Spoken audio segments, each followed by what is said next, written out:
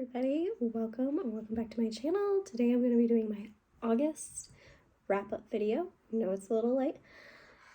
Spending the end of August, beginning of September with just some good old family time, and had all my devices pretty much put up, and then we got sick after that, so I still got a little bit congestion and stuff, but my voice is here, so I'm gonna do this video.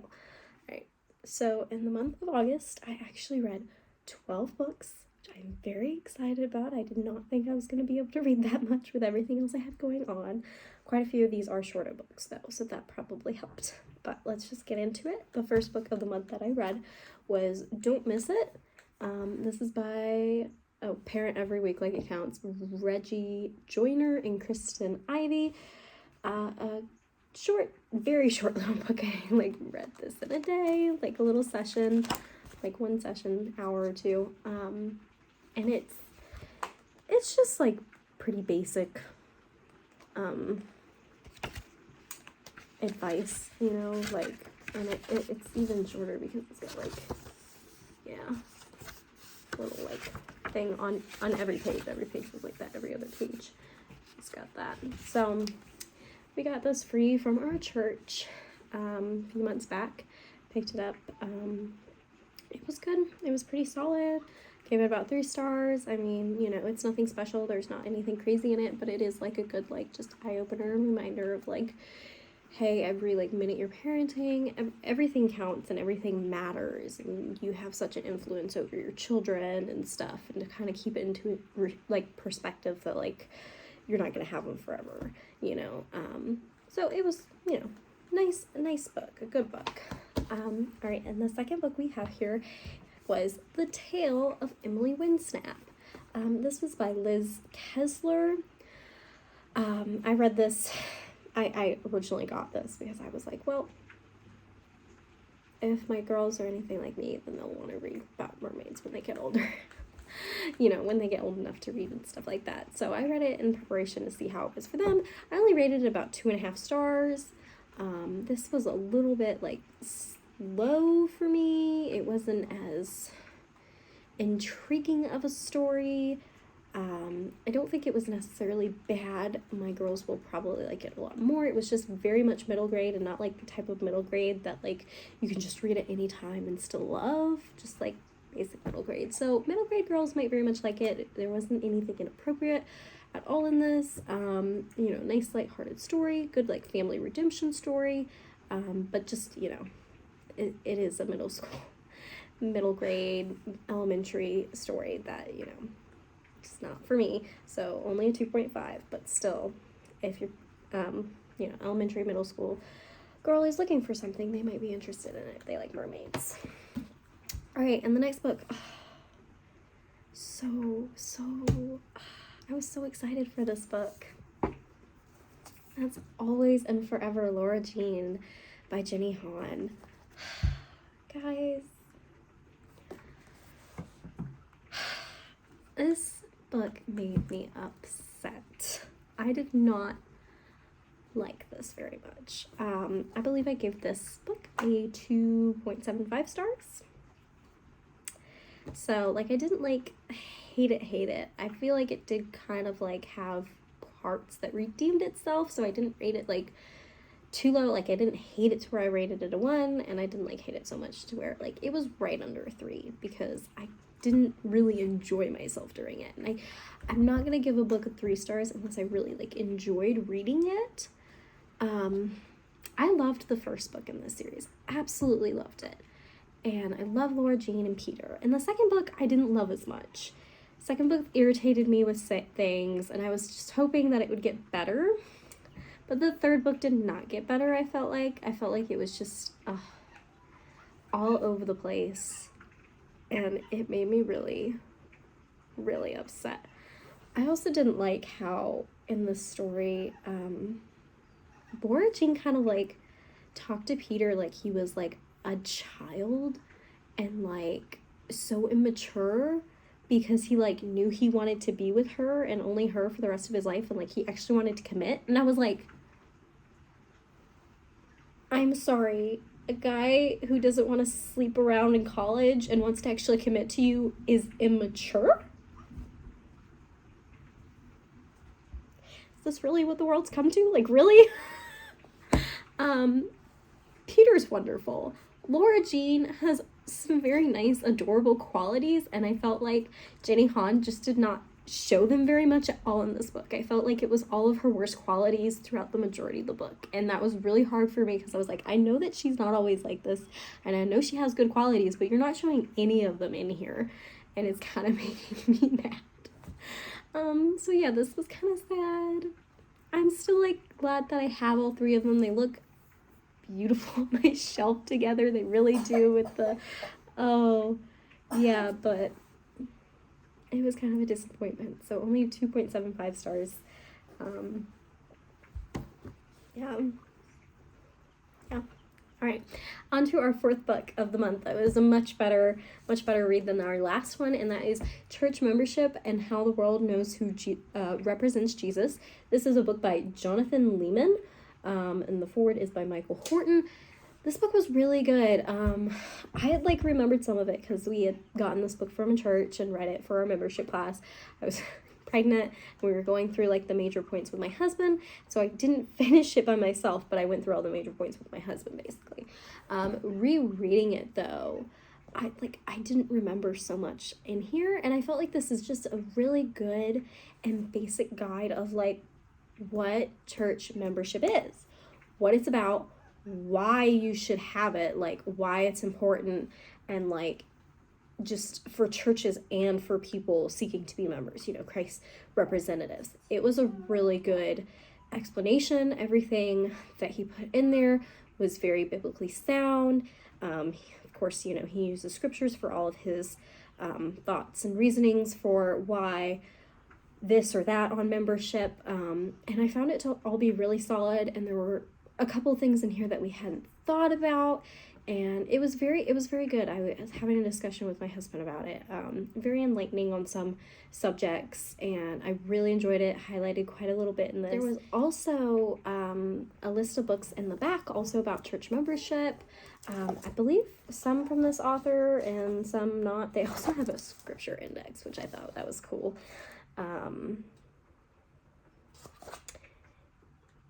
Yeah, there's a couple different books here, and I think some of them are by him and some are by other people, because this is a book in a series, I guess.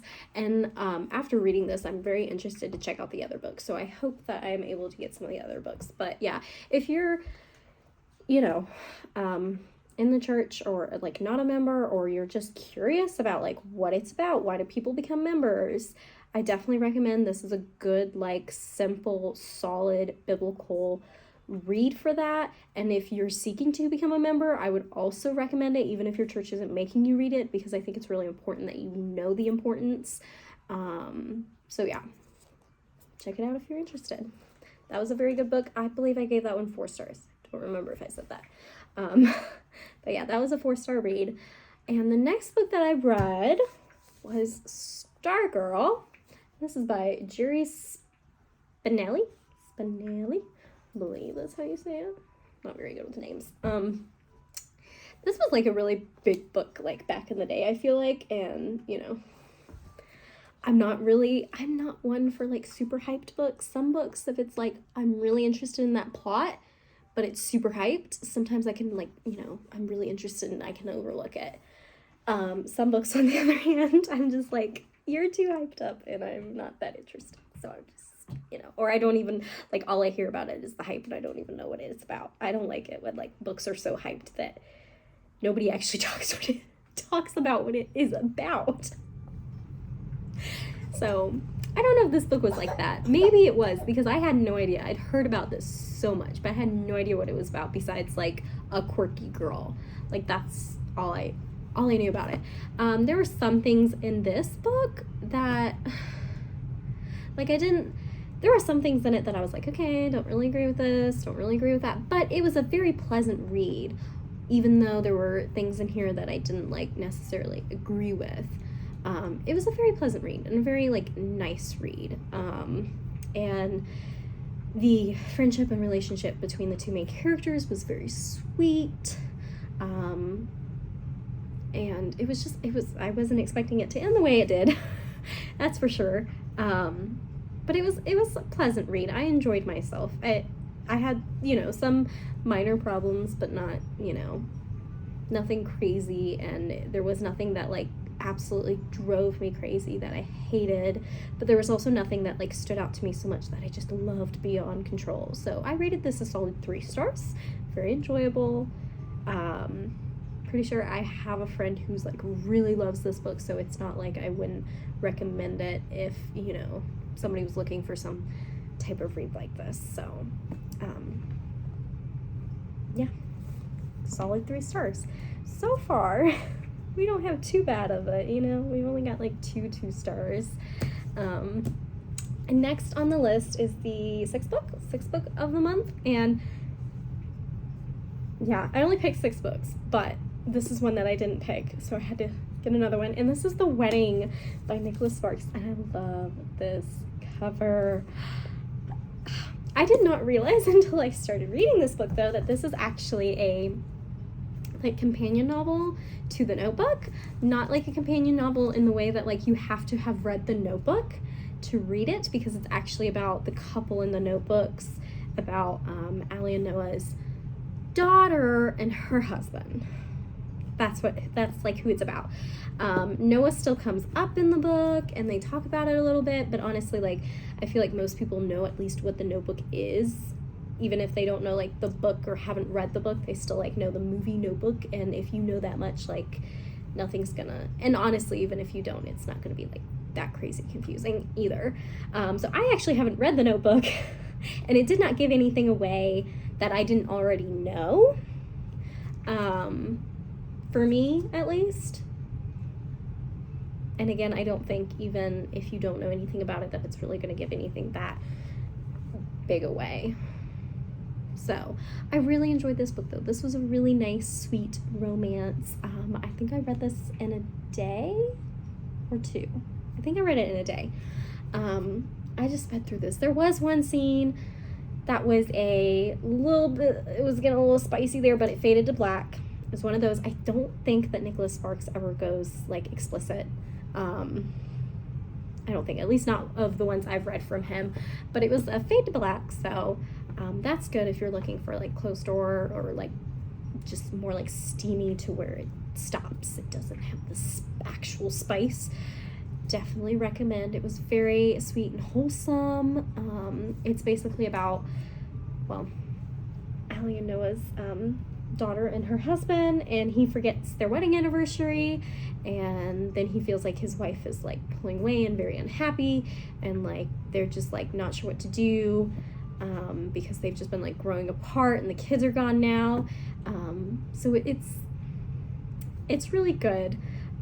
Some of the story like frustrated me. I feel like a lot of romances will frustrate you a little bit. That's kind of what they're supposed to do, but I really liked it. It wasn't anything amazing, but it was a 3.75 stars for me, because I really, really enjoyed it. So very much recommend that for any romance lovers. All right, next, our 7th book, we have Murder, She Wrote, Close Up on Murder. I don't know if anybody like else reads these, but I love just like good solid 3-star reads, and I believe I rated this one 3 stars, that are just enjoyable and cozy, and there's nothing crazy about them, but like they're easy to read, they're a good palate cleanser, they're good basic stories. I love the show, and I picked up a couple of these at like a thrift store like forever ago that were just, like $1 or something, and so I haven't read all of them. So yeah, I picked this one up. It was a nice little palate cleanser, and it was good. Just a good basic cozy town mystery, murder mystery. So it's very nice. If you've seen the show, it's very much like the book. So yeah, if you're looking for something like that, Murder, She Wrote, 3 stars. And then our 8th book, I believe, of the month was the Dork Diaries, Tales from a Not So Popular Party Girl. This was one of my favorite books, like growing up when I was like elementary tween, you know, type of age. I loved these books so much. And it was like very nostalgic reading through. They have like pictures. It was very nostalgic reading through. It was very quick read. It's one of the reasons I picked it up, because I was like, I'm not sure if I'm going to be able to finish anything too long, because I was coming towards the end of the month. So I just picked this up, read it in like a day, type of thing. But the nostalgia was mainly all there was. As an adult, I didn't like love it like I loved it when I was, you know, a tween. So I think I gave it a 2.5 stars. Again, that tween age and stuff will probably still really like it. You know, it's kind of quirky. I did like realize though, I'm kind of going back and forth about this. You know, like, do I want my tween girls to be doing this? Because there is a lot of like jealousy and like snickering and gossip kind of in this book, and I was like, I don't know if I really want to be encouraging that, because that's kind of, there was kind of a lot in it. So I'm not sure. Just a fair warning, if you have a daughter that's around that age, there is kind of a bit of that, so be wary of that. Yeah. All right, and the next one, this is another nostalgia one, but it was very good. And that is The Secret of the Old Clock by Keene. This is Nancy Drew Mystery Stories. This is the first one. This was really good. Again, this is another just good, solid murder mystery, like light, cozy mystery read. That's just a good palate cleanser, and it's easy to read. This is like for tween type of age too. This one I would say still kind of held up. Like, I don't remember it being quite as good, because I've obviously matured, and like the mystery and the whatever has matured with me. Like, I can handle more stuff and more complex stuff, but I still give this a 4 stars, because it's still got, like, she's still a pretty solid writer, and it's not like, you know, like, it wasn't like so underwhelming with the mystery or anything that I felt like it needed to be kicked way down. But I think I originally gave it 5 stars, so gave it a 4 stars. Yeah. All right, and what book we got here too? The 10th book. Yeah, the 10th book, which was on my original TBR. The last on my original TBR is Dare to Discipline by Dr. James Dobson. Guys, this book, I went into it knowing that this book is a very controversial book. I looked at a lot of reviews, like Amazon and stuff, about this book, and some of the things that some people were saying. I was like, dang, is this going to be any good? Like, some of this stuff does not sound, like, it sounds really bad. There's a lot of stuff about, like, oh, he is enabling abuse and beating your children and all this stuff. And I got to tell you guys, I read this book, and I don't know what any of those people read. Because if they read this book, then I don't know if they're very good at reading. Oh my goodness. There was very little in this book that actually touched on, like, spanking sort of discipline at all. Like, very little at all. And I was reading this with my husband, and we were like going through, and I highlighted the crap out of this book. I had different like sections, like I had like one for disagree, which there was very little in this that I actually underlined or disagreed with. I was surprised. And then I had like a question, do research on, like I wanted to know more about, an agree, and then an informational, and then a quotable, like random, just like extra little category. And guys, there was a lot more blue than I thought there was going to be. There was a lot more informational stuff than I thought there was going to be, because a good chunk of this book was just him giving data from different oh gosh, what do you call it? Like news articles, reports, like medical journals, surveys, and like, you know, how they do, I can't think of the word, but you know, when they do like oh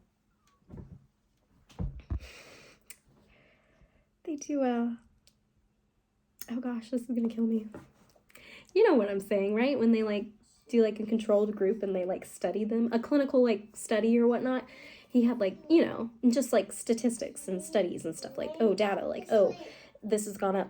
He had a lot of that stuff, like a lot of that stuff in the book. And from like all the bad reviews, I would have never guessed that there was so much of that in here.